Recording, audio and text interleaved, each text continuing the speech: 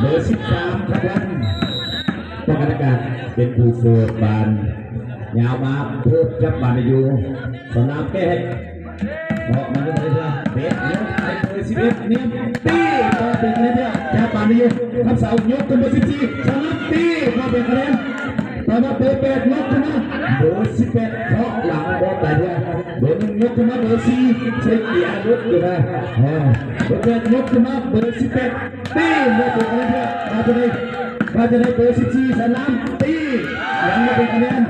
เสียงสัญญาณเบอร์8ยกขึ้นมาเบอร์11ยังไม่เป็นคะแนนเบอร์1กับ2ยกขึ้นมาเบอร์14เคาะข้ามเลยยังไม่เป็นคะแนนเบอร์8ยกขึ้นไป